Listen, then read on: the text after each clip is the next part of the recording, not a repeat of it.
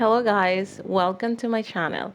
Today we are going to talk about stuff or things that we have to take in consideration as international medical graduate before begin our USMLE journey. Let's jump to the video. The first stuff that comes to my mind it's resources. You have to be prepare for the amount of propaganda that you will get. So it's gonna be a bunch of resources, like a lot.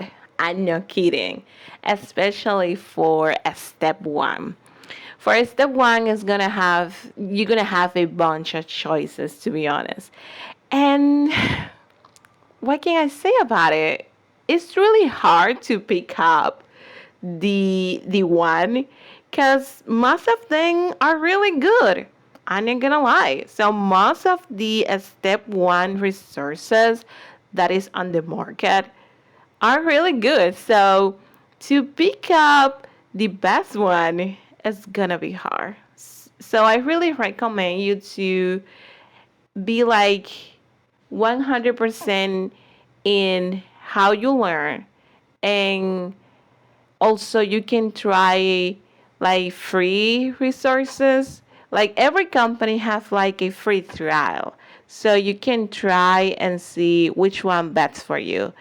And to be honest, please don't use more than three resources because you're gonna spend money, you're gonna spend time, and sometimes have a bunch of resources is not the best approach. So be aware of the amount of propaganda for different resources that you will get in this journey, and you have to be smart and don't get into the trap to buy a bunch of stuff just because you see a commercial on Instagram and social media and yada yada. Because the amount of propaganda is huge. My second thing that you have to take in consideration is economic resources. No economic, just I don't say just economic resources, just the cost of the USMLE. So USMLE exams are really expensive, and you have to make a budget, and you have to know your ceiling, your limit, based on resources that you can buy, and also have a budget of the total amount of money that you're gonna spend on it. Because if you don't have a budget and you just spend money in with not a strategy or any plan, it might be wild the amount of money you can spend in that process. So you need a budget before it start. Sure, you can fix the budget, you can lose the budget on tied up, but you need an idea and have a limit, like a ceiling of everything, the cost and all of that. Third, um this gonna sound controversial, but the timeline. You need a timeline. Just a study without any plan, without any timeline. Just a study and never having idea when you're gonna take this test is a really bad strategy. You need an idea when you're gonna take the test, and you make a plan, a study plan, and all of that. Just study and best for the best, or best for get a good score. Like, oh, when I get X or Y score, I gonna know that I'm ready. So in this journey, when you're ready, have different means, and just to wait until you are ready sometimes is not the best approach, because as international medical graduates or student, you it depends, but most of the school you don't have a timeline. It's up to you. I know people that go to the Caribbeans or have like in a schooling that mimic the United States medical school, you have a timeline, but most of the IMG don't have a timeline. So basically everything is up to you when you want to take the test. And if you don't have your own timeline, it's going to be kind of hard because you're never going to be ready for this test. It's really hard. So you need a timeline and and have a strategy for this test. And when you feel like, okay, I have this and have that, I feel confident, I performs well in my MBMEs, I'm doing good in MBMEs, and when and then, because it's really hard. Oh, when I got this amount of a score, I'm gonna be ready. No, and also depends where and when you're gonna take the test. It's not that easy to pick up and book a day.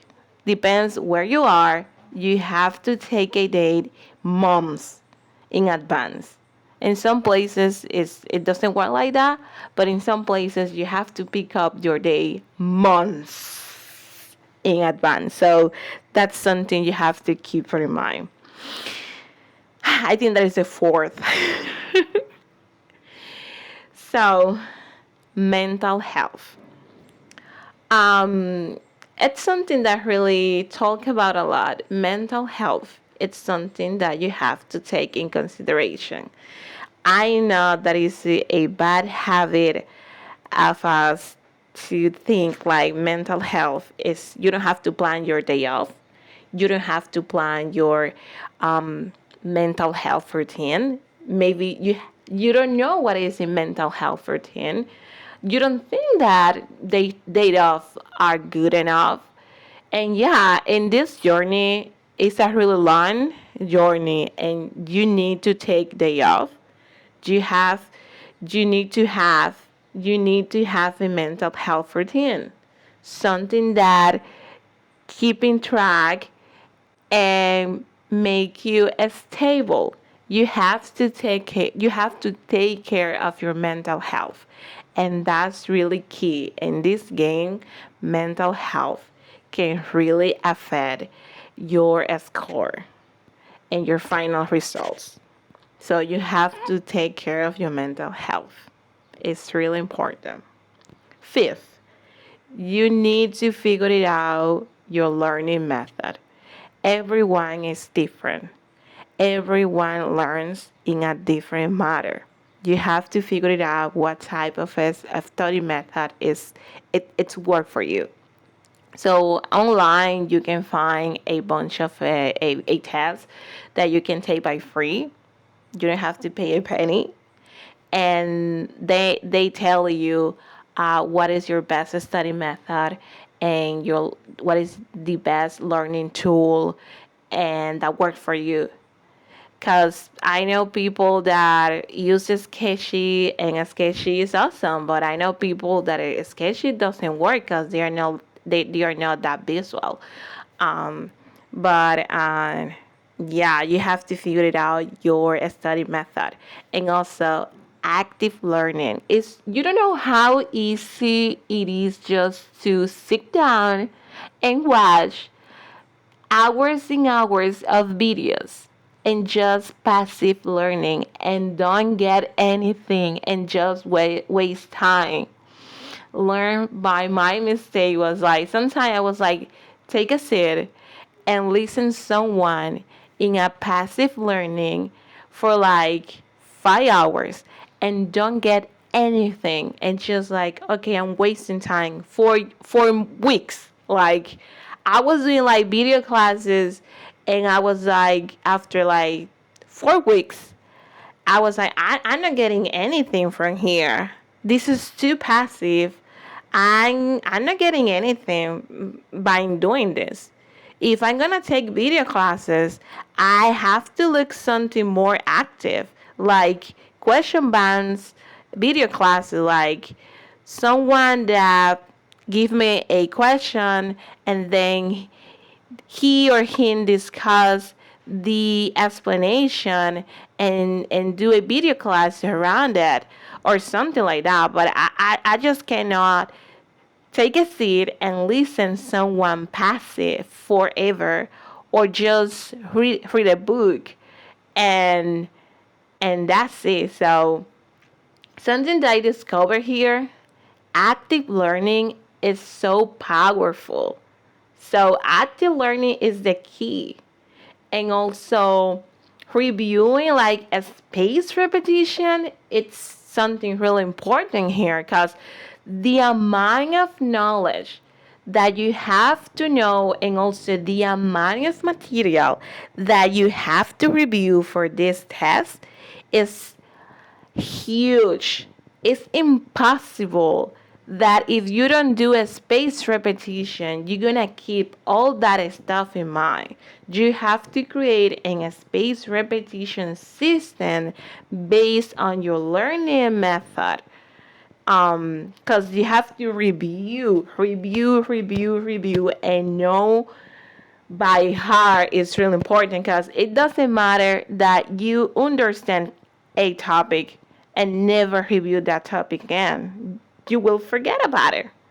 It's impossible to keep in mind that huge amount of information for so long and don't forget part of it. So you need a review system, you need active learning, and you need to be consistent. It doesn't matter that you do, let's say, 100 question banks, which I don't recommend it, but let's say if you do 100 question banks and one day and never touch and never review and never do anything with that 100 questions that you took. It doesn't work like that. So if you do 20 questions per day and you are consistent and you are reviewing and you are working on it, it's more effective than just take 100 questions one day and never touch it. It's impossible. And also, uh, consistent active learning and review is key here. And it's not that easy, but it's key. Next point, social media. It's really easy to see other achievements, others success, others stuff, and you just evaluate yourself based on someone else's achievement and do comparison with them. It's really easy, so you have to protect yourself on social media. Sometimes you can listen, you can just scroll up and down on social media, and sometimes you see someone like, oh, I did everything in 2 months. I did millions of questions per day. Everything was so easy. I'm super smart. I'm doing this and that, and I got that high score. And you are like, but me, I'm struggling with all of that. It has been months that I'm studying, and I'm not even closer to that point. And it's really easy to really see someone else, whatever they are telling you in social media, that most of the time is positive, and you feel like, but I'm a struggle. So you have to be careful and protect your energy from social media because it's really easy to feel bad, like I'm doing this and that, and this person is portrayed and makes things, everything is so easy and I'm a struggle. Something is wrong with me. I'm doing something wrong because this person is doing what I'm doing, but he's portrayed that everything is easy and he's doing his best life and I'm a struggle. So you have to be careful and being critical. So not everything that is popping up on social media is real. You have to learn to, criticize. Like, I don't think that is possible. Even if it's possible, good for you. But in my case, it's different. And that is no reason to make me feel bad or feel down about it.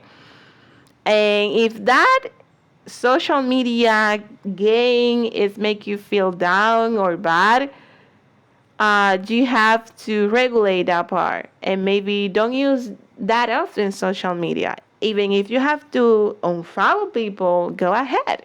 You have to protect your energy and your mental health. And remember, not everything that you see on social media is real. So you gotta be critical with social media about it. Also, the next point before you start the USMLE depends where you are. As international medical graduate, we gonna, if you decide this pathway, you're gonna take something different to your peers in college.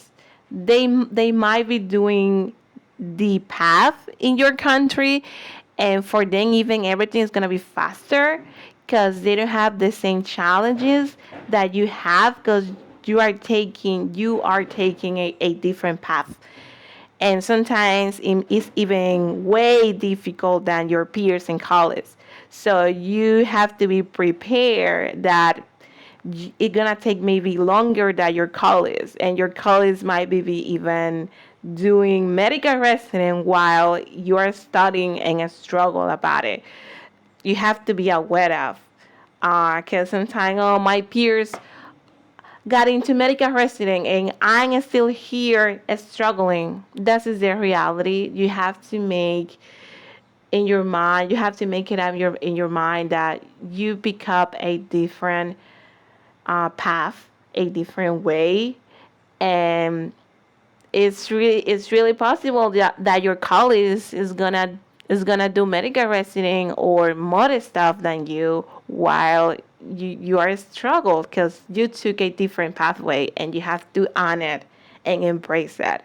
So sometimes in the perspective, in some perspective, you're gonna be slower than your colleagues and they're gonna be ahead of you, but you have to understand it's an entire different pathway and you got to be ready for if it's something that bothers you. You have to be ready for it, that your colleagues and peers they might take another pathway and it's gonna be faster for them than you because this pathway is not that faster. So it's step by step. And another thing is next stuff. The USMLE is not enough for matching.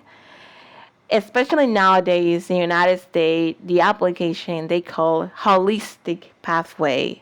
You as a human being, everything here, research, volunteer, everything. So in some places, it's just take a test. So you take a test, you pass, you get a good score, and you are ready to go. You can get into in any specialty that you want if you get a higher score, and everything is based on your performance.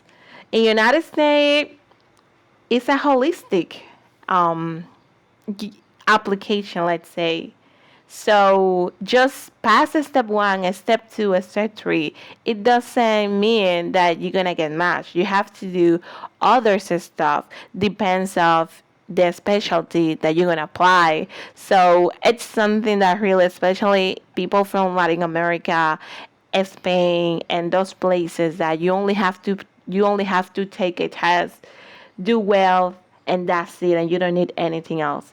So before take the USMLE, you have to be aware that the USMLE is not enough. It's just a requirement, and it's really important. USMLE is a requirement. You need more stuff beside the USMLE, because I sometimes people like I sometimes I got question like on Instagram. Oh, if I take my USMLE, I'm gonna do math, right? And I was like, no, it's not just taking the USMLE. You have to do other stuff.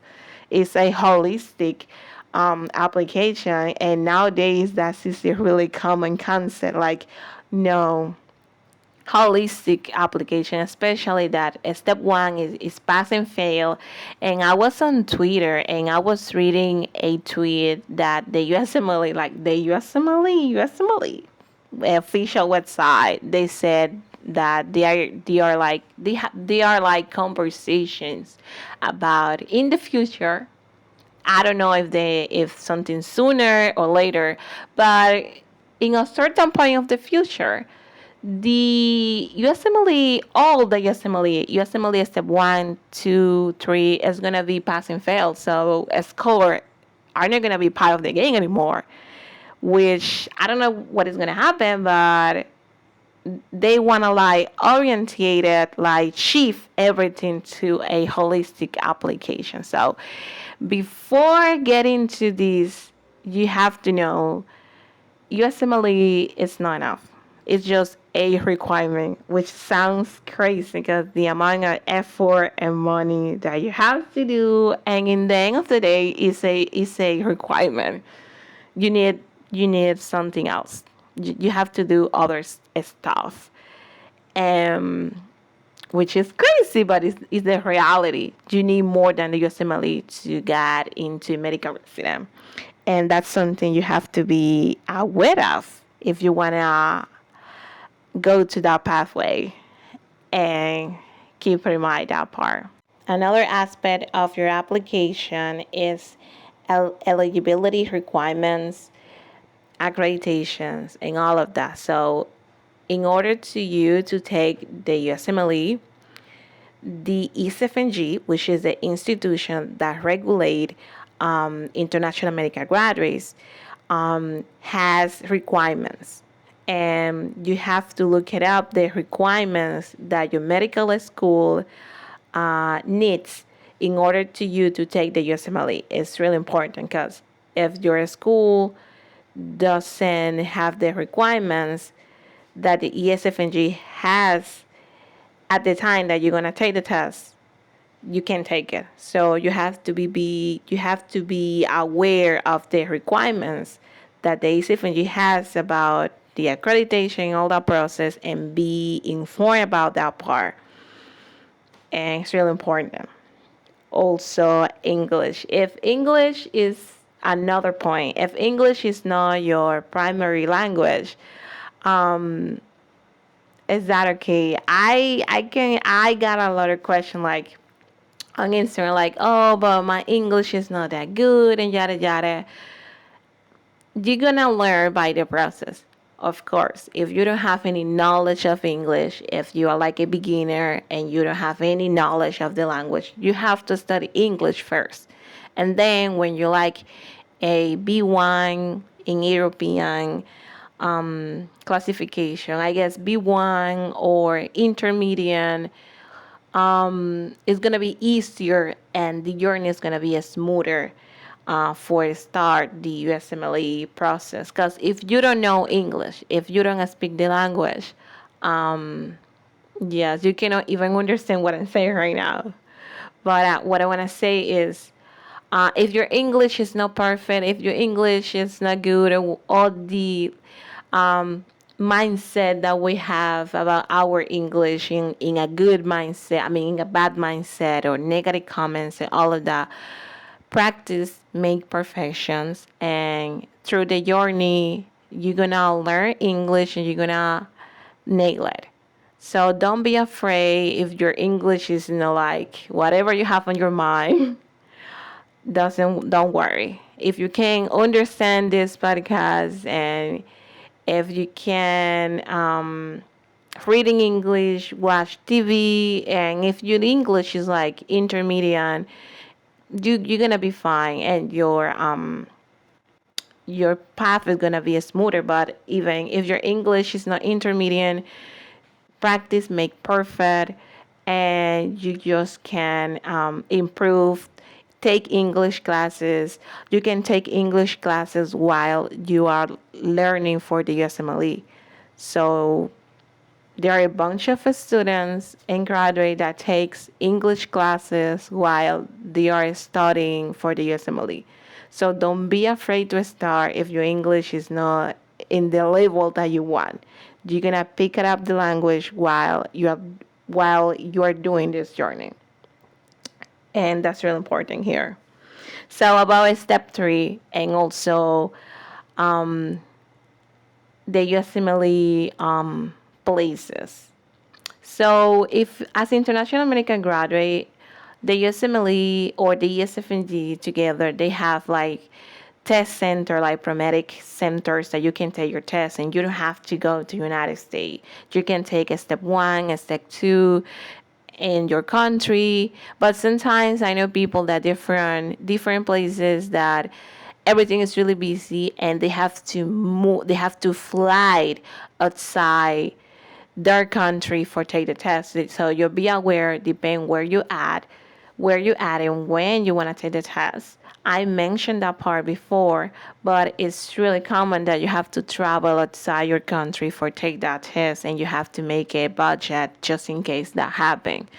And also for step three, you have to take it in United States. They don't have any choices outside United States. So that's something, if you need any visa for getting to United States and take that test, that's something that you have to take in consideration if you want to take a step three before getting into medical resident. So that's something that you have to be aware of. And my last point that I want to mention, persistent. You're gonna have a bunch of challenges. A struggle is real here, but you have to be persisting in this journey. You need a support system, your family, a friend, a partner. You need a mentor. You need a support system. You don't need to have a huge support system, but at least one person that you can talk about what's going on, that can really understand where you came from, and you can like express your feeling and talk about it. Support system is really important. A mentor is really important here. Someone that got you to these all these challenges and pathway is really important. So if you get a support system, it's gonna be really important here, and someone, or someone that got your back in different aspects, because a struggle is real here, and sometimes a struggle is real. As the meme. So that's it for this video. If you like this type of content, you can follow me on Instagram. You can follow me on Twitter. I have TikTok. I don't use it as much, but I have TikTok and all that social media. I try to post every Wednesday, 3 p.m. Easter time. And you can follow me in all my social media. Thank you for watching and listen. See you next week, I guess, or see you next week. Bye.